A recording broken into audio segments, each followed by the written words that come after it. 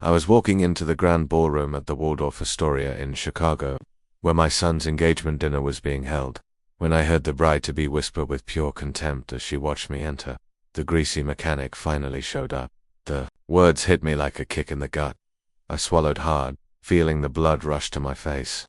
My first instinct was to turn around and get as far away from that place as possible. But before I could take a single step, my son, Lucas, grabbed my arm firmly and pulled me close to his ear. "Easy, Pop. Tomorrow we get our revenge." In that instant, I knew something much bigger was happening, something I hadn't seen coming. But before I tell you what happened next, let me properly introduce myself. You need to understand who I am and where I come from to grasp why those words hurt so much, and why what we did next was necessary. My name is Elijah Eli Dawson, and I'm 63 years old. I was born and raised in a small industrial town outside Peoria, Illinois. My daddy was a master machinist and a mechanic before me, and that's what I ended up being, too. I grew up working with grease and steel, rebuilding engines, and fabricating specialized parts. From a boy, I learned that honest work, though hard, is what builds a man's character. My hands have scars and grease marks that tell stories of decades spent tuning, welding, and fixing under the fluorescent lights of the shop. I didn't come from money, but I wasn't dirt poor either. My family always had enough: a decent home, food on the table, clean clothes, and, most importantly, values. My daddy taught me that a man is only as good as his word, not by what's in his bank account, that dignity is never for sale, and that respect is earned through actions, not fancy surnames. When I was 25, I married Maria, the most beautiful and good-hearted woman I've ever known. We had a modest wedding at the town church, but it was filled with joy. We had 2 children, Lucas and Lena. We raised our children with the same core values I was taught: hard work, honesty, humility, and respect for everyone, no matter where they came from. Maria passed away 6 years ago from a heart condition we didn't catch in time. It was fast, painful, and devastating.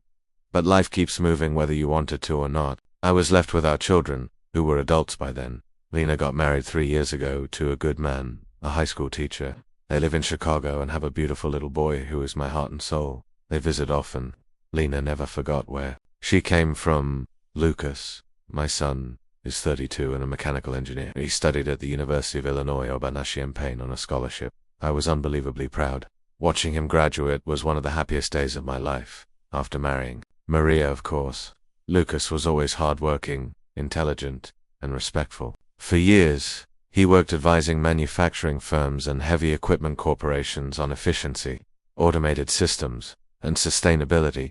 He was doing well. He wasn't rich, but he lived comfortably, and he always kept in touch with me. He came to the shop every single weekend and helped me with the repairs. We'd share a couple of beers on the porch while watching the city lights come on. About 18 months ago, Lucas met a woman named Vicky Sterling. He introduced her to me at a family dinner. She was pretty well dressed, with the air of someone accustomed to fine things. She was from Beverly Hills, California. Her family, according to Lucas, was in the high-end import business, moneyed folks, I thought when I met her. But I tried not to judge. My son was in love, and that was the important thing. From the start, something about Vicky didn't sit right with me. She wasn't rude or discourteous, but there was something in the way she looked at me, as if she was evaluating me, measuring my worth, and finding me lacking. When Lucas told me they were getting married, I congratulated him with all my heart. "Son, if she makes you happy, I'm happy." But inside, I had a knot in my stomach that wouldn't go away. Vicky's parents were Howard Sterling and Beverly Sterling, a man in his 60s. Well-dressed, with that air of superiority only money seems to grant, and an elegant woman with a refined way of speaking who smiled but whose eyes were cold as ice. The first time I went to their house in Beverly Hills, I felt completely out of place. It was a massive estate in a gated community, with professionally maintained gardens, furniture that looked ripped from a magazine, and a silence that wasn't peace, but distance. But distance down. Mr. Sterling gave me a listless handshake. "Pleasure to meet you, Mr. Dotson," he said. "Lucas has told us so much about you." But his tone said the opposite. It said, "I know exactly who you are, and I'm not impressed." Mrs. Sterling was even worse. She offered me coffee in a paper-thin china teacup that I was afraid I might break. Throughout the whole conversation, she asked me questions that sounded innocent but were clearly intended to confirm what she already thought of me. "So, You've run the machine shop your whole life, Mr. Dawson. Yes, ma'am. All my life. How interesting. And do you have any other businesses besides mechanics?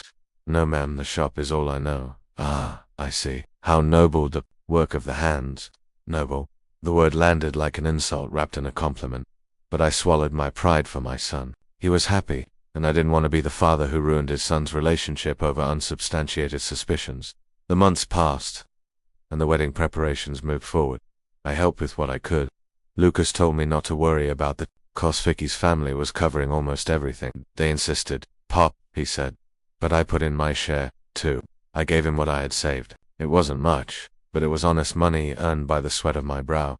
And then came the engagement dinner, 1 week before the wedding, at a fancy hotel in Chicago, with over 50 guests, family from both sides, friends, and Lucas's colleagues. And Mitha, father of the groom, arriving straight from the shop after a long day of work. I had showered, put on my best shirt and the dress slacks I only used for special occasions. I'd carefully combed my hair, but I was still just me, a 63-year-old man with calloused hands and clean but worn work boots. As I walked into the ballroom, looking for my son among the elegant crowd, I heard her voice, Vicky's voice. The greasy McKenna finally showed up. She hadn't shouted it. It was a murmur to her mother, who was beside her, but it was loud enough for me to hear, and loud enough for several people nearby to hear. My breath caught. I felt the room spin as every eye turned toward me. Some looks were pitying, others awkward, and some held barely disguised amusement. I turned to leave, to get out of there, not wanting to ruin my son's night. But Lucas appeared out of nowhere, grabbed my arm firmly, and instead of letting go, pulled me close. Easy, pup, he whispered in my ear. Tomorrow we get our revenge. I looked at him, confused. What? Trust me, please.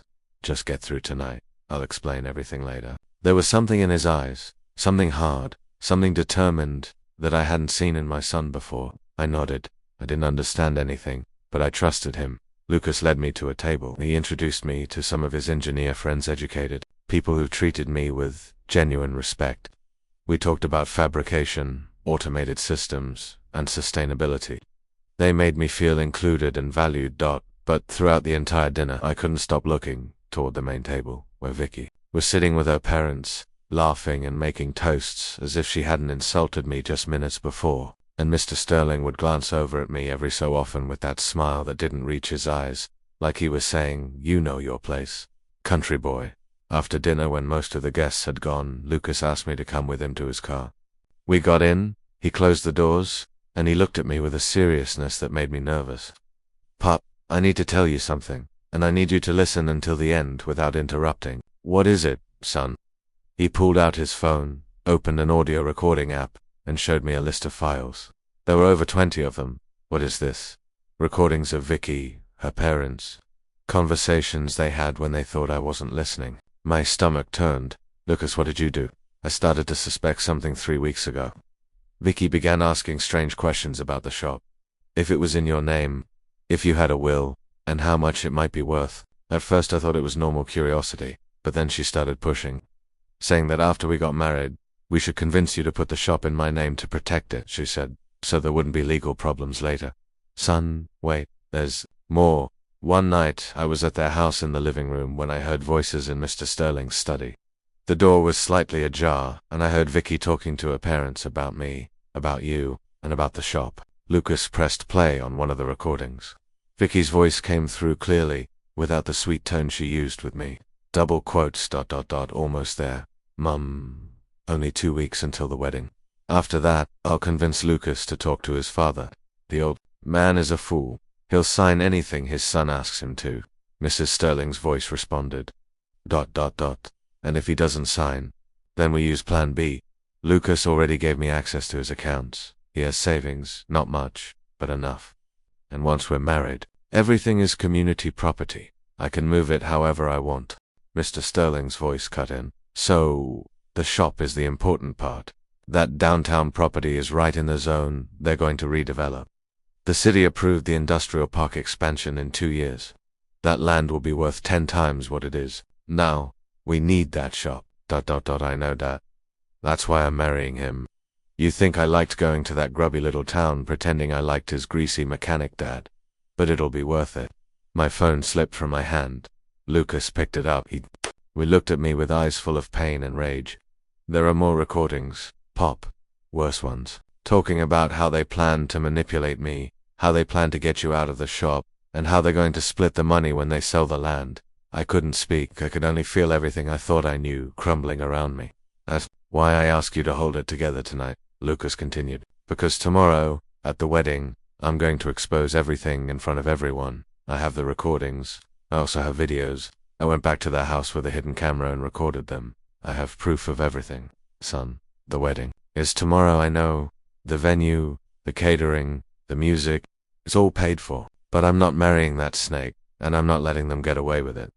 I'm going to expose who they really are in front of their family, their friends, and everyone else. I looked into his eyes. I saw the boy I raised, but I also saw the man he had become, a man who wouldn't let himself be used, a man who wouldn't let his father be humiliated. Are you sure about this? Completely. It's going to be a huge scandal, let it be. I'd rather have a scandal than a lifetime tied to a lie. I hugged him hard, like I did when he was a boy and had nightmares. I'm proud of you, son. Thanks, Pop, but I need your help. Tomorrow, at the wedding, I need you to stay calm. Don't react, no matter what you see, because everything will go according to plan. What plan? He smiled. It was a smile that reminded me of his mother. You'll see. I didn't sleep that night. I stayed in my hotel room, turning everything over. And over in my mind, Vicky's words, the recordings, Lucas's plan. Part of me wanted to convince him to just cancel the wedding and walk away, not to stoop to their level. But another part, the part that still felt the sting of those words, the greasy mechanic, wanted justice. I wanted them to pay. The next morning, Lucas called me early. Pop, can you come to my apartment? There's someone I want you to meet. I arrived an hour later. Lucas and another man were in the apartment, a guy in his 40s with glasses, casual clothes, and a laptop open on the table. Pop, this is Tony Jackson. He's an AV technician. He's going to help us with the presentation today. Tony shook my hand. A pleasure, Mr. Dawson. Lucas explained everything. What we're going to do is set up a projection system in the ballroom during the ceremony, right before the vows. We're going to project the recordings and videos onto a huge screen, all coordinated. And the venue allows this. I already talked to the manager, Lucas said. I told him I wanted to do a special slideshow for Vicky. I paid him extra. He doesn't suspect a thing, and she doesn't know anything. She texted me this morning, excited, saying she can't wait to be my wife. The contempt in his voice was palpable. Tony showed me how everything would work. The edited recordings, the videos, with subtitles so everyone would clearly understand what was being said, and the exact timing. It's going to be like a bomb, Tony said, but a well-placed one. I left that apartment with a mix of anticipation and nervousness. This was going to change everything, not just for Lucas and Vicky, but for our family, for their family, and for everyone who was going to be at that wedding. The wedding day arrived faster than I expected. I put on my best suit, the same one I wore to Lena's wedding. I looked in the mirror and thought of Maria, what she would say if she were here. I think she would be proud of Lucas, of his courage, of his decision not to be walked all over. I arrived at the ballroom 2 hours early. Tony was already there, installing the giant screen on the altar. The venue staff thought it was part of the romantic decor for showing photos of the couple, Lucas had told them. The guests started arriving, Vicky's family, elegant and ostentatious. Friends from both sides. Lucas's colleagues. People who had no idea what they were about to witness. I sat in the first pew on the groom's side, alone. The place where Maria should have been was empty. But I felt her presence, like she was telling me, it's all right, Eli. The truth always comes out. And then the ceremony began. The music started, that traditional wedding march that all weddings use. The guests stood up. The ballroom doors opened, and Vicky appeared on Mr. Sterling's arm. She wore a spectacular white gown, probably incredibly expansive, with gems that sparkled with every step. Her veil covered her face, but you could see her satisfied smile. Mr. Sterling walked with his chest puffed out like a king delivering his princess. Lucas stood at the altar, immaculate in his black suit. But I knew my son. I knew every gesture, every expression, and though to everyone else he looked like a nervous groom waiting for his bride, I saw the tension in his shoulders, the determination in his clenched jaw, and his hands slightly closed into fists at his sides. Vicky arrived at the altar. Mr. Sterling handed her off to Lucas with a pat on the shoulder that seemed to say, "She's your problem now, kid." Then he went to sit next to Mrs. Sterling, who shot me a look of smug superiority before smiling toward the altar. The minister began with the traditional words, ... the welcome, the reflection on marriage, the responsibilities, the commitment, everything. Sounded beautiful. Everything looked perfect. I discreetly looked at my watch. Tony was in the technical control booth at the back of the room, waiting for Lucas's signal. The giant screen installed behind the altar was off. The guests probably thought it was for romantic photos after the ceremony. They didn't know it was a guillotine waiting to drop. The minister reached the part with the readings. A cousin of Vicky's went up to read a passage about love. Then a friend of Lucas's read another. It was all very moving. Some people were already taking out tissues. Mrs. Sterling cried delicately, without ruining her makeup. Mr. Sterling maintained that proud smile of the bride's parents, watching their daughter get exactly what they had planned. Finally, it came time for the vows. The minister addressed Lucas. "Lucas Dawson, do you take Victoria Sterling to be your lawfully wedded wife, to love and cherish, in sickness and in health, in wealth and in poverty, until death do you part?" Lucas took a deep breath, looked at Vicky, then looked at the minister, and said something no one expected. "Minister, before I answer, there is something everyone present needs to see, information that must be revealed before we continue with this ceremony." The minister blinked, confused. "Excuse me, the truth?" my son responded in a firm voice. Then he gave a nod toward the back of the room. The giant screen lit up. Murmurs rippled through the room. People turned back toward the screen, confused. And then the playback started. First, a title appeared in large letters. "The Truth About Victoria Sterling and Her Family." Mr. Sterling jumped to his feet. "This is an outrage. Turn that thing off." But it was too late. The first video began to play. It was a recording of the Sterling's living room. You could see Vicky sitting with her parents. The quality was good, the audio was clear, and what they were saying was devastating. Vicky's voice boomed over the ballroom speakers. Double quotes, ... almost there, Mom. Only 2 weeks until the wedding. After that, I'll convince Lucas to talk to his father. The old man is a fool. He'll sign anything his son asks him to. A collective gasp swept through the ballroom.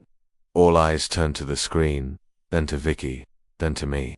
I remained motionless, just as Lucas had asked, though inside I felt a mixture of rage, pain, and satisfaction. The recording continued. Mrs. Sterling asked, double quotes, ... and if he doesn't sign, then we use Plan B. Lucas already gave me access to his accounts. He has savings, not much, but enough.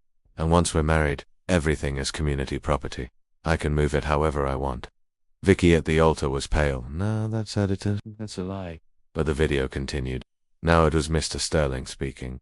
"The shop is the important part. Let downtown properties right in the zone they're going to redevelop. The city approved the industrial park expansion in 2 years. That land will be worth 10 times what it is now. We need that shop. ... I know, Dad, that's why I'm marrying. You think I liked going to that grubby little town, pretending I liked his greasy mechanic dad, but it'll be worth it." The silence that followed was absolute. No one moved. No one breathed. They just watched the screen in horror. Then the second video began. This one was more recent, just 1 week old. Vicky was talking on the phone with someone. "Yeah, this nightmare is almost over. In a week I'm marrying this idiot, and we start working on getting the shop from the old man. My dad already has buyers lined up. We're going to make a fortune." A friend of Lucas's stood up from his seat. "This is unbelievable. Vicky, it's a lie." Vicky screamed, tears streaming down her face. "Lucas, tell them it's a lie. Someone manipulated those videos." But then a third video appeared. This was the most damaging. It was from the night of the engagement dinner. Vicky and her mother were in the hotel restroom, touching up their makeup. Mrs. Sterling was saying, "Did you see how the father showed up, smelling like an oil rag? It's so embarrassing." Vicky laughed. "I know," the greasy mechanic finally showed up, "but relax, Mom. After the wedding, we'll make sure Lucas distances himself from him. He can put him in a cheap nursing home or something. We don't need him around." That was the last straw.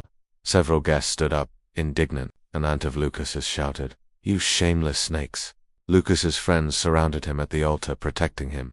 And on Vicky's side, several guests started to leave, scandalized. Mr. Sterling tried to turn off the screen himself, running the technical booth, but Tony had locked the door, and the presentation continued. Now documents appeared. Preliminary contracts Mr. Sterling had signed to sell my shop documents I didn't even know existed. Agreements with real estate developers, profit projections, all planned in detail, all based on getting my land through Lucas. The minister, completely overwhelmed, stepped down from the altar. I can't continue with this. This isn't a ceremony, it's a circus. Vicky turned to Lucas with fury. You ruined me, you destroyed everything. No, Lucas responded with a chilling calm. You ruined yourself. I just made sure everyone knew who you really are. Contracts can be broken. Marriages based on lies cannot. I preferred to expose you here in front of everyone rather than live a lie for the rest of my life. Mr. Sterling managed to force open the technical booth door. Tony quickly slipped out, protecting himself. Mr. Sterling turned off the projector, but it was far too late. Everyone had seen enough. Mrs. Sterling was hysterical. This is defamation. We're going to sue. You'll pay for this. But then something happened that no one expected. One of Vicky's guests stood up. He was a man in his 50s, well-dressed, with a no-nonsense expression. Mr. Sterling, he said in a loud voice, I believe you and I need to talk. I am Attorney Marcus Wells, a prosecutor with the District Attorney's Office of Cook County. And what I have just witnessed constitutes attempted fraud, conspiracy to deprive someone of their property, and possible document forgery. My jaw dropped. I had no idea there was a prosecutor among the guests. Lucas looked at me and smiled slightly. He didn't know either. Attorney Wells was a guest on Vicky's side, probably an acquaintance of the family. Mr. Sterling went white. Attorney Wells, this is a misunderstanding. It's not a misunderstanding. It's recorded conversations admitting fraudulent intentions. There are documents that show agreements to dispose of another person's property. I'm going to need you, your wife, and your daughter to accompany me to give a statement. We're not going anywhere, Mrs. Sterling screamed. Then I will have to call the police to escort you. The ballroom was in total chaos. Some guests filmed everything with their phones. Others ran for the exit. Lucas's friends surrounded us, forming a protective barrier. Vicky's family was divided, some indignant, others embarrassed, some even approaching Lucas to apologize. A cousin of Vicky's approached, crying, Lucas, I'm so sorry. We didn't know any of this. My cousin was always ambitious, but I never thought she'd go this far. An elderly uncle of Vicky's came up to me. Mr. Dossar, I offer you my most sincere apologies. This is a disgrace to our family. I just nodded, still processing everything that was happening. Attorney Wells pulled out his phone and called his colleagues. I need a patrol car at the Waldorf Astoria Grand Ballroom immediately. We have a case of attempted fraud that requires immediate investigation. Vicky tried to flee. She literally lifted her wedding dress and ran toward the exit, but several guests blocked her path. Not with violence, just by standing in front of her. You're not going anywhere. One of Lucas's friends said, You're going to face what you did. Vicky collapsed on the floor, crying hysterically. Her perfect makeup ran down her face, her $1,000 dress dragging on the floor. Her golden dream turned into a nightmare. Mrs. Sterling tried to comfort her, but she was crying too, though her tears seemed to be more of rage than repentance. Mr. Sterling sat in a chair with his head in his hands, his empire of lies collapsing before his eyes. 15 minutes later, the police arrived, 3 squad cars. Uniformed officers entered the ballroom professionally. Attorney Wells explained the situation. He showed them some of the videos on his own phone that he had recorded from the screen. I need you to escort these 3 people to the station. We are opening a formal investigation. Mr. Sterling stood up with false dignity. This is absurd. We haven't done anything illegal. Conspiring to defraud someone of their property is illegal, Mr. Sterling. Forging documents is illegal. And if what we saw in those videos is authentic, you have many charges to face. Those videos are edited. That will be determined in the investigation, but for now, I need you to come with me. They took all 3 of them. Vicky was still in her wedding dress. Mrs. Sterling was crying ink, and Mr. Sterling tried to maintain his composure but failed miserably as they were escorted out of the ballroom by police. Some guests applauded, others just watched in astonishment. It was like a movie, except it was real, painfully real. When they were finally gone, the ballroom fell into a strange silence. As the minister had left a while ago, clearly overwhelmed, the venue staff didn't know what to do. The food was prepared, and the music was ready, but there was no wedding.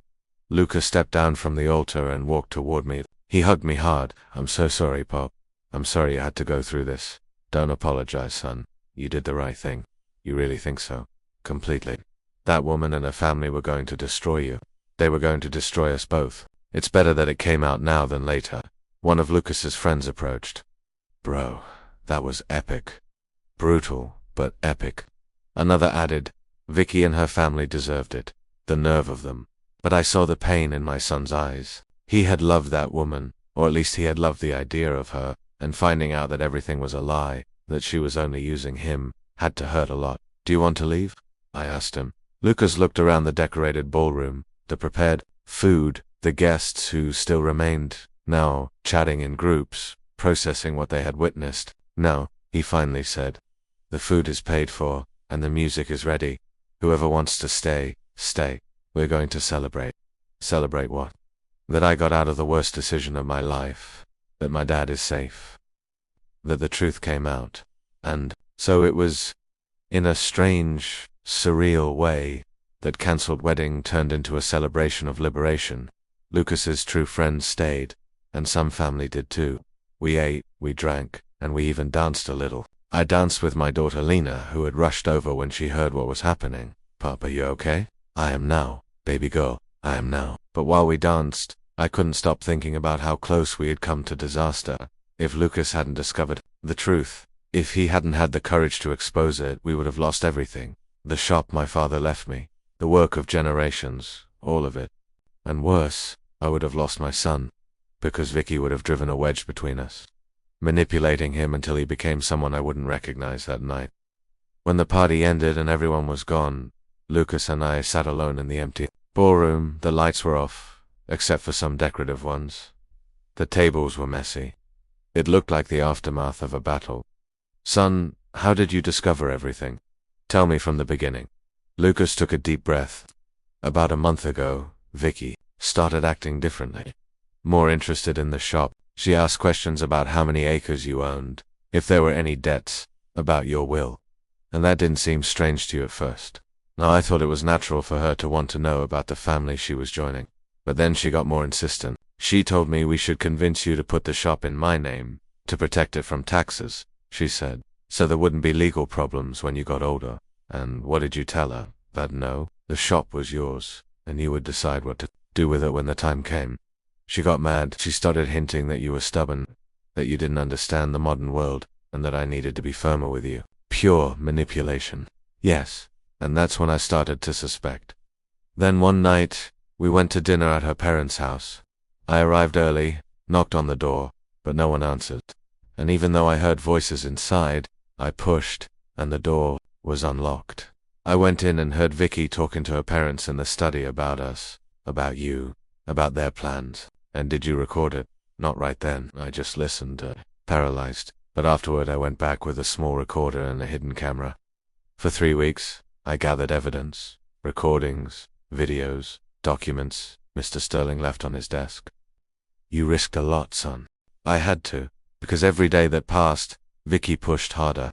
She had already asked me for the passwords to my bank accounts, to organize the marriage finances. She said, and I, like an idiot, gave them to her. You trusted the wrong person. We sat in silence for a moment. And now what happens next, Dad? Now comes the legal part. Attorney Wells contacted me. He wants me to formally present all the recordings. They're going to investigate the Sterlings for attempted fraud, and possibly for other charges if they find more irregularity. They'll find more. People like that don't operate cleanly, son.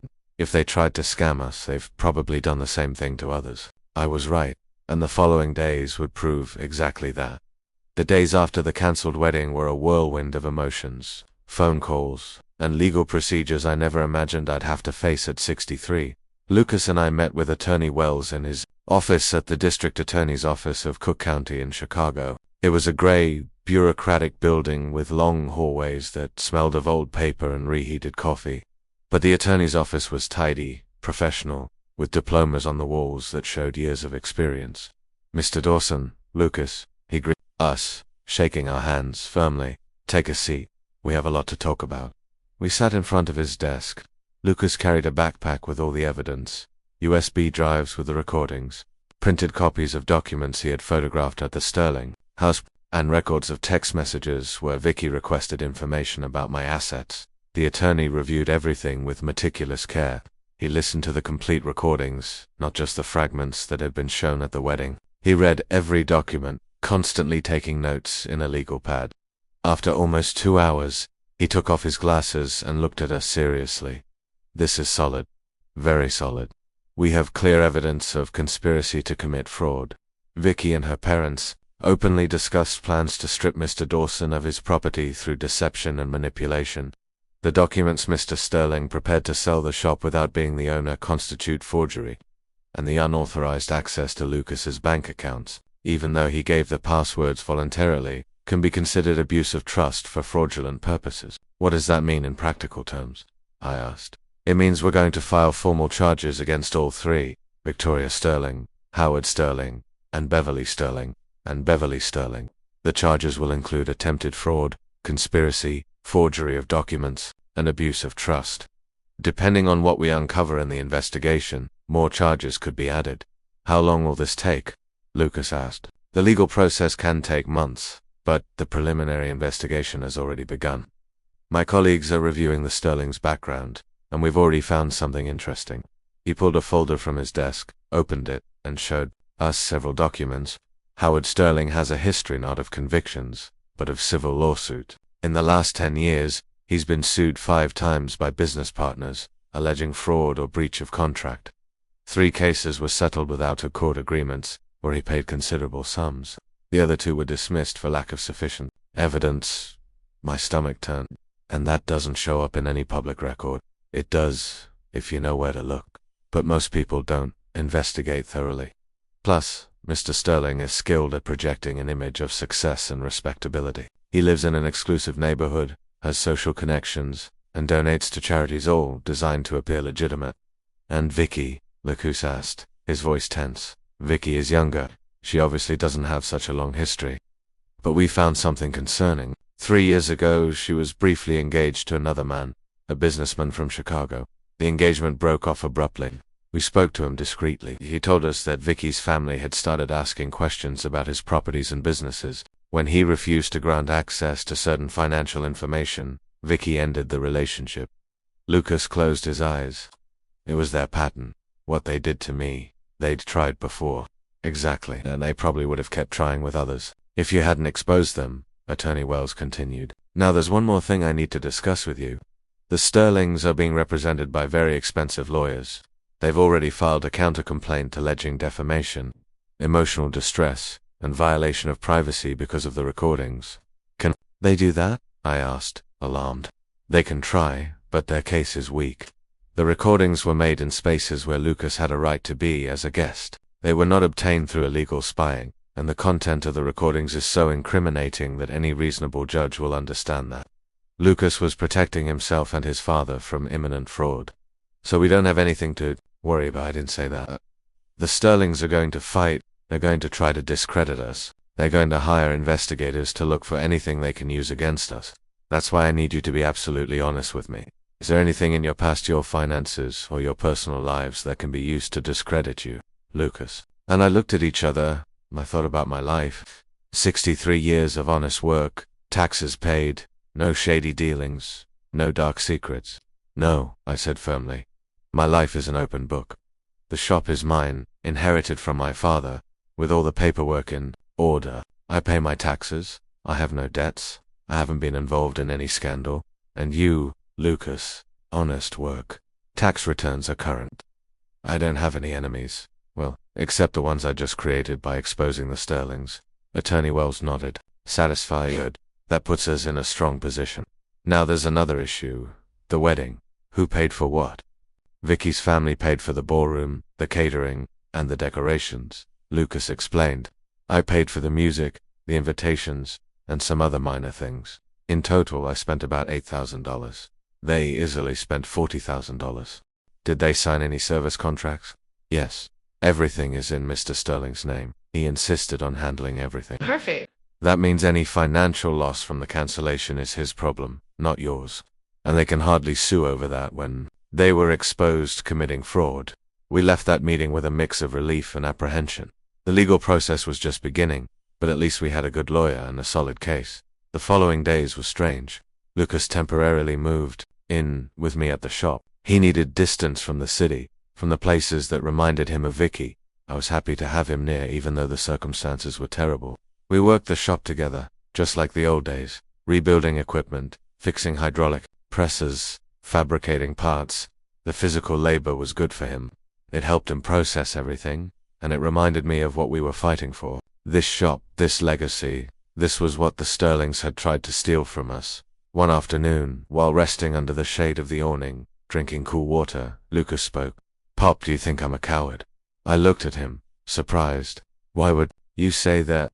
"Because I let Vicky manipulate me, because I gave her access to my accounts, because I almost fell into her trap. You're not a coward, son. You were a man who trusted. You loved, and when you discovered the truth, you had the courage to face it. Many men in your situation would have gone ahead with a wedding out of shame, just to avoid admitting they were wrong. You had the courage to cancel it publicly. It was humiliating, but it was brave." He was quiet for a moment. "You know what the worst part is? That a part of me still misses her. Not the real Vicky, but the one I thought she was. That's normal. You grieving a relationship you thought was real, but wasn't. That kind of pain takes time to heal." "How long did it take you to heal when Mum died?" The question hit me in the chest. "Son, your mom died 6 years ago, and there are still days when it hurts, like it was yesterday. But the pain becomes more manageable with time. You learn to live with it. I don't know if I want to trust anyone again. You will eventually. But this experience made you wiser, more cautious. And that's not a bad thing." 2 weeks after the cancelled wedding, we received a formal summons. The Sterlings had been formally charged. The preliminary hearing would be in 1 month. We would have to appear in court to ratify our statements and formally present the evidence. But before that, something unexpected happened. One morning, while Lucas and I were having breakfast on the porch of the shop, an unfamiliar car rivered a gleaming black BMW, completely out of place on our dirt road. A man in his mid-40s, well-dressed, stepped out with a briefcase. "Elijah Dawson?" he asked, approaching. "Yes, that's me." He was asking. "I'm attorney Leonard Stone. I represent the Sterling family." Lucas stood up immediately. "You have nothing to talk to us about. Please, just 5 minutes. I come with a proposal." I looked at Lucas. He was shaking his head, but my curiosity got the better of me. "5 minutes," I said. Attorney Stone sat down in a plastic chair I offered him. He opened his briefcase and took out some documents. "My clients want to resolve this out of court. They are willing to pay a generous settlement if you drop the charges." Settlement. Lucas almost spat the word. "You think you can buy your way out of this?" "It's not about buying anything. It's about avoiding a long, costly, and painful process. For everyone, a public trial will destroy reputations on both sides. We have nothing to hide," I said firmly. "Perhaps not, but a media trial is unpredictable. The Sterlings have the resources to hire experts who can sow doubt about the authenticity of the recordings. They can allege that Lucas manipulated them because he wanted revenge for some reason. They can make everything very complicated." "The recordings are real," Lucas said, his voice hard. "I believe you, but a jury might not if they're presented with enough technical counter-evidence. My job is to offer you a clean exit. $250,000 plus a public apology from the Sterling family, and we all move on with our lives." $250,000 was a considerable amount. I could use that money to modernize the shop, to help Lucas rebuild his life. But I looked at my son. I saw the pain in his eyes. I saw the betrayal he still carried, and I knew that no amount of money would be worth letting those people escape without consequences. "No," I said. "Mr. Dawson, be reasonable." I said no. What they did isn't fixed with money. They tried to rob us. They manipulated my son. They humiliated us. They would have kept doing the same thing to other people. This is going to trial." Attorney Stone sighed. He put away his documents. "It's your decision, but I warn you, the Sterlings will fight with everything they have. This is going to get ugly." "Let it," Lucas said. "We're ready." The lawyer left, his BMW kicking up dust on the dirt road as he drove away. "Did we do the right thing?" Lucas asked when the car disappeared. "We did the right thing, son," and as I said those words, I felt Maria's presence, as if she were right there on the porch with us, nodding in approval. The following month was dedicated to intensive preparation. Attorney Wells met with us several times to go over our testimonies. He brought in forensic experts who verified the authenticity of the recordings. Each one was analyzed, certified, and backed up with technical reports, proving they hadn't been manipulated. They also investigated the Sterlings more deeply, and what they found was devastating. Mr. Sterling didn't just have civil lawsuits. He had ties to shell companies used to launder money from dubious sources. Nothing directly verifiable yet, but enough to expand the investigation. Mrs. Sterling had many debts, maxed out credit cards and unpaid personal loans. That entire image of wealth was a facade. They were living beyond their means and desperately needed money. And Vicky had lied on her resume. Several of the jobs she claimed to have held never existed. Some certifications were fake. She was an imposter on multiple levels. "This is gold," Attorney Wells said when he showed us all the findings. "The prosecutor is going to present all this. The Sterlings don't just face the original charges. They're now also being investigated for tax evasion and possible money laundering." "What does that mean for the case?" I asked. "It means we're moving from a simple fraud case to a financial organized crime case. The potential sentences are much greater. We're talking years in prison." Lucas showed no satisfaction. He just nodded, processing the information. I knew part of him still felt bad about Vicky, not because she deserved it, but because he wasn't a vindictive person by nature. Finally, the day of the preliminary hearing arrived. We showed up at the courthouse early in the morning. It was an old but majestic building with granite columns and hallways full of people waiting for their own cases. The Sterlings arrived shortly after. Vicky looked different, no elaborate makeup, simple clothes, hair pulled back, as if she were trying to project humility, but her eyes were still hard.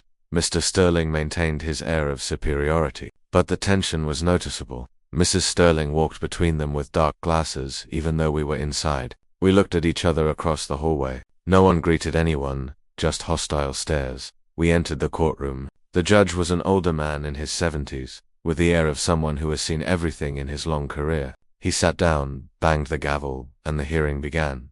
The prosecutor presented the case, explained the charges, showed fragments of the recordings, and presented the forged documents. He was meticulous, organized, and convincing. The Sterlings' lawyers tried to object. They argued that the recordings were inadmissible because they had been obtained without consent. The judge listened to them, then denied the objection. The accused, Lucas Dawson, was in a place where he had a legal right to be. He did not use illegal spying equipment, and the recorded conversations clearly demonstrate plans to commit a crime. The recording is admissible. The lawyers tried another angle. They alleged that everything was a misunderstanding, that the conversations were taken out of context, and that there was no real criminal intent. The prosecutor responded by presenting the contracts Mr. Sterling had prepared to sell my shop, contracts with dates, forged signatures, and profit projections. There was no way to interpret that as anything other than planned fraud. The judge reviewed everything carefully. Then he spoke. "There is sufficient evidence to proceed to trial. The defendants will face charges of conspiracy to commit fraud, forgery of documents, abuse of trust, and pending further investigation, possible charges related to tax evasion. Bail is set at $1 million for each defendant. $1 million, $3 million in total." It was a huge sum. Mr. Sterling went pale. Mrs. Sterling started to cry. Vicky just stared at the floor. "Next hearing scheduled for 3 months from now," the judge continued. "Until then, the defendants are prohibited from contacting the victims or witnesses. Any violation will result in immediate arrest." He banged the gavel. Session adjourned. And so the process that would determine the Sterlings' fate officially began. We left the courthouse feeling a mix of victory and exhaustion. It was only the beginning. The real trial would come later, in the parking lot. As we walked toward my truck, a woman approached us. She looked to be in her 30s, well-dressed with a determined face. "Lucas Dawson?" "Yes, that's me. My name is Candace White. I read about your case in the news, and I need to talk to you, because I was also a victim of the Sterling family." Lucas and I looked at each other, surprised. "What?" Lucas asked. 2 years ago, I was briefly engaged to a cousin of Vicky's. The family did the exact same thing to me they tried to do to you. Questions about my family business, pressure to give access to accounts, hints about inheritances. When I realized what was happening and ended the relationship, they threatened me. They told me that if I spoke up, they would destroy my reputation. "Why didn't you report it?" "Because I was afraid, and because I didn't have proof like you have. But now that you've exposed them, I want to testify. I want them to pay for everything they've done." Attorney Wells, who had come out with us, approached, interested. Ms. White, I'd like you to come to my office. Your testimony could be very valuable. And so the case against the Sterlings grew even stronger, because Candace wasn't the only one who came forward. In the following weeks, 3 more people contacted the prosecutor, all with similar stories, all victims of the Sterling family's schemes. It was a pattern, a modus operandi, and now it was completely exposed. The 3 months between the preliminary hearing and the real trial passed in a strange mix of normality and constant tension. Lucas continued living with me at the shop. We had fallen into a comfortable routine, waking up at dawn, having breakfast together, working the land, and eating whatever I cooked. I was never a great chef, but I get by. In the afternoons, we'd review legal documents or just sit on the porch watching the sunset. One afternoon, while having coffee after a particularly hard day fixing the irrigation system, Lucas spoke about something he had clearly been holding on to. "Pop, I've been thinking about something. Tell me. When all this is over, I want to stay here on the shop with you." I looked at him, surprised. "Son, you have your life in the city, your job, your friends. I can do most of my job from here. Most of it is remote consultation anyway. And my real friends, well, the ones who matter supported me through all this. The rest aren't worth it. Are you sure? I don't want you to make this decision because of what happened with Vicky. It's not just that. These months here reminded me of what really matters. The shop, family, honest work. In the city, I was living a life that wasn't mine, trying to impress people who weren't worth it." A lump formed in my throat. "Son, nothing would make me happier than having you here. But I want you to be certain." I am certain. And he was. I saw it in his eyes. My son had found his way back home. But before we could enjoy that future, we had to finish with the present. And the present included a trial that promised to be brutal. The Sterlings' lawyers, led by an expensive legal team from New York City, had been working hard to build their defense. According to Attorney Wells, their strategy was threefold. First, discredit the recordings as manipulated or taken out of context. Second, paint Lucas as a vindictive man who fabricated everything because Vicky had rejected him. And third, present the Sterling family as victims of an elaborate setup. "It's absurd," Lucas said when they explained the defense strategy. "How can they argue that Vicky rejected me when she was walking down the aisle? It doesn't have to make sense," Attorney Wells explained. "It just has to sow enough doubt in the judges' minds. That's why our preparation has to be impeccable." We spent countless hours going over testimonies. The attorney asked us difficult, uncomfortable questions designed to prepare us for what the defense lawyers would try to do. It was exhausting, but necessary. We also received more support than we expected. Candace White, the first woman who had come forward as a previous victim of the Sterlings, became a coordinator of sorts for the other victims. She had organized a group of 5 people in total, all willing to testify about similar schemes the Sterling family had attempted with them. "This is important," Candace told us one afternoon when we all met in Attorney Wells's office. "It's not just about you or me. It's about stopping a pattern of abuse that has been operating for years." One of the other witnesses was a man in his 50s named Robert Henderson. He had lost an entire family business after partnering with Mr. Sterling. "He convinced me that his export experience would help us grow," he explained in a trembling voice. In 6 months, he had transferred most of the business control to shell companies he controlled. When I realized it, it was too late. I lost everything. Another witness was an older woman, Ms. Ethel Johnson, whose son had been engaged to a cousin of Vicky's. They tried the same thing. Questions about our property, about land we owned. Thank God my son realized in time and ended the engagement. But they threatened us. They told us that if we spoke ill of them, they would sue us for defamation. Every story was a dark reflection of what had happened to us, and each one strengthened our case.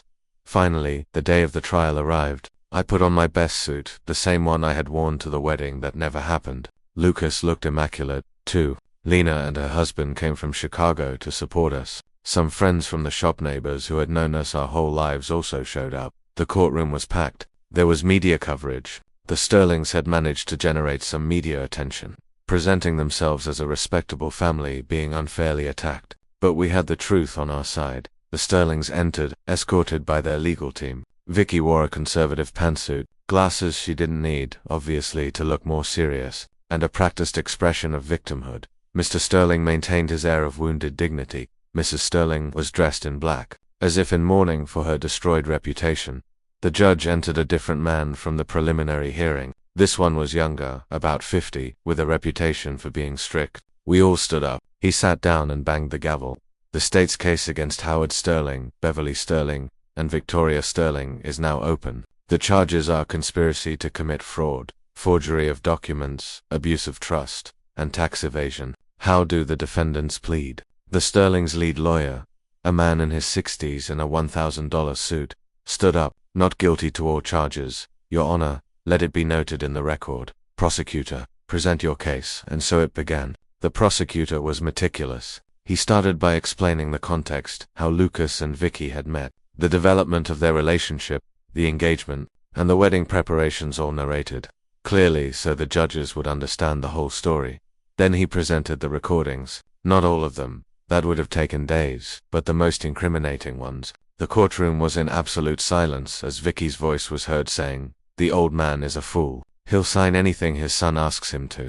I saw some of the judges frown, taking notes with renewed interest. When the recording came on where Vicky said, "You think I liked going to that grubby little town pretending I liked his greasy mechanic dad," I felt the rage return to my chest, but I remained calm. As I had been instructed, the prosecutor presented the forged documents, contracts with my signature that I had never signed, agreements to sell my shop that I never authorized, all with notary seals that turned out to be fake when analyzed by experts. These documents, the prosecutor explained, were prepared by the defendant Howard Sterling with the intention of selling a property that did not belong to him. He had already negotiated with potential buyers and had already received deposits. All of this before the true owner, Elijah Dawson, even knew his property was being sold. The defense objected. Speculation. There is no proof that my client received any money. There is proof, Your Honor, the prosecutor responded. He presented bank records that the investigation had obtained with a court order, transfers of $200,000 from a development company to an account controlled by Mr. Sterling, dated 2 weeks before the wedding that never happened. Mr. Sterling went pale. His lawyer whispered something urgently in his ear. The prosecutor continued. This was not a misunderstanding. It was not a mistake. It was a calculated fraud, planned for months, designed to strip an honest man of his property. Then it was my turn to testify. I was called to the stand. I placed my hand on the Bible and swore to tell the truth, the whole truth, and nothing but the truth. The prosecutor asked me basic questions first: who I was, my age, my occupation, the history of my shop, all designed to humanize me before the judges, to show that I wasn't just a name on legal documents, but a real person with a real life. Then he asked me about my relationship with Lucas, with Vicky, and with the Sterling family. I described our encounters, the red flags I had felt but ignored, my desire not to interfere with my son's happiness. Mr. Dawson, the prosecutor asked, when you heard Miss Sterling call you the greasy mechanic, how did you feel? Ashamed, I admitted, my voice humiliated, but above all, hurt, because I realized that the woman who was about to become my daughter-in-law despised me, and that my son had been about to tie himself for life to someone who hated me. Did you ever authorize the sale of your shop? Never. That shop has been in my family for 3 generations. It's my legacy. I would never sell it, much less behind anyone's back. Did you ever sign the documents that were presented where you apparently authorized the sale? Never. Those signatures are forgeries. The defense lawyer stood up for the cross-examination. It was the moment I had been dreading. He started with a condescending tone. You didn't want your son to marry Miss Sterling, did you? It wasn't my decision, but no, I didn't like her. I had reservations, but I respected my son's decision. Or perhaps you were jealous. Perhaps you didn't want to lose control over your son. Objection, the prosecutor said. Speculation, sustained, the judge replied. The lawyer changed tactics. Mr. Dawson, your shop is in an area that will be affected by the development of new infrastructure, correct? I've heard that, which means it's worth much more now than it was a few years ago. Is it not possible that you saw your son's relationship as a threat to your asset? That you feared Lucas would inherit the shop and then share it with his wife? No, I always planned to leave the shop to my son, with or without a wife. I wanted to protect my family's legacy. The lawyer insisted for almost an hour, trying to paint me as a controlling, jealous, possibly senile father who had fabricated the entire scenario to avoid losing influence over his son. But I stood firm. I answered every question calmly, without losing my temper, without letting myself be provoked. When they finally let me step down from the stand, I was exhausted, but I knew I had done well. Then Lucas testified. His cross-examination was even tougher. The defense lawyers tried to paint him as a resentful engineer, who had planned everything as revenge because Vicky had supposedly rejected him. Isn't it true, Mr. Dawson, that Miss Sterling had expressed doubts about the marriage? No, there were no arguments between you. Normal arguments for any couple. Nothing to indicate that she wanted to end the relationship. And you didn't edit the recordings to make them say what you wanted them to say. No. They are complete recordings, verified by forensic experts. Every word is real. Mr. Dawson, isn't it true that you have advanced technical knowledge in your field? I am a mechanical engineer, not an audio or video engineer. But you do have access to technology. Objection. The prosecutor intervened. The lawyer is speculating without foundation. The recordings have already been certified as authentic by independent experts. That's sustained, the judge said, with some impatience. Lucas's cross-examination lasted 2 hours, but he remained firm, consistent, and clear in every answer. Then came the expert witnesses, audio forensics experts who explained how they had verified the recordings, document experts who showed that the signatures on the contracts were forgeries, and financial analysts who traced the money from the potential buyers to Mr. Sterling's accounts. And then came the other victims. Candace was the first. She told her story in a shaky but firm voice, how a cousin of Vicky's had courted her, how the family had started asking invasive questions about her family business, how they had realized the pattern and ended the relationship.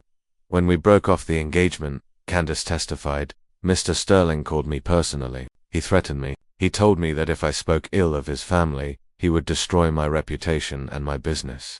Do you have proof of that call? The defense lawyer asked in a challenging tone. I recorded it. Candace replied, and she presented the audio. Mr. Sterling's voice was unmistakable. Ms. White, I suggest you keep your mouth shut about my family. I have resources and connections you can't even imagine. I can make your life miserable.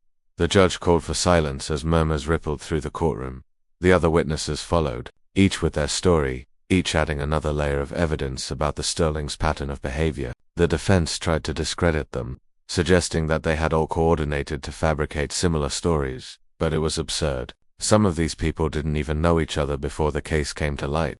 Finally, it was the defendant's turn to testify. Vicky went to the stand first. She no longer wore her fake glasses. Her composure of victimhood had cracked. She looked tired, defeated. Her own lawyer asked her general questions, trying to present her as a woman in love who had been misinterpreted. But when the prosecutor cross-examined her, everything fell apart. Miss Sterling, in the recordings, you clearly state that you were going to marry Lucas for his father's shop. How do you explain that? I was joking. It was a private conversation with my parents. I was venting. Venting about what? About the pressure of marriage, of meeting expectations, and calling your fiancé's father the greasy mechanic was also a joke. Vicky turned red.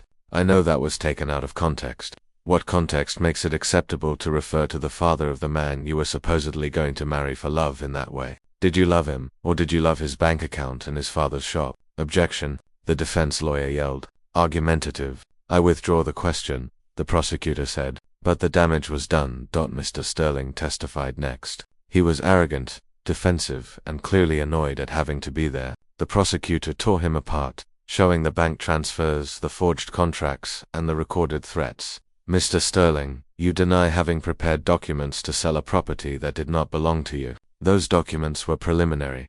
Exploratory, even when they included your forged signature in the name of Elijah Dawson. I didn't forge anything. Then who did? I don't know. Maybe they were altered later by Lucas himself to incriminate me. It was ridiculous, and it was obvious from the judges' faces that they didn't believe a word of it.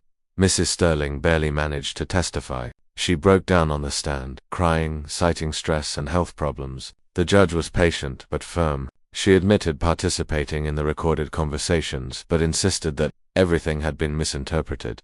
The trial lasted 2 full weeks. 2 weeks of testimonies, evidence, and arguments. In the end, both sides presented their closing arguments. The prosecutor was forceful. Your Honor, the evidence is clear and irrefutable. The defendants planned, put in motion, executed, and were about to complete an elaborate fraud designed to strip an honest family of their assets. The recordings are authentic, the forged documents are real, and the testimonies of multiple victims establish a pattern of criminal conduct. Justice demands that the defendants face the consequences of their actions. The defense argued reasonable doubt, errors of interpretation, and personal revenge. But it sounded empty even to them. the judge announced that he would deliberate and deliver his verdict in 1 week.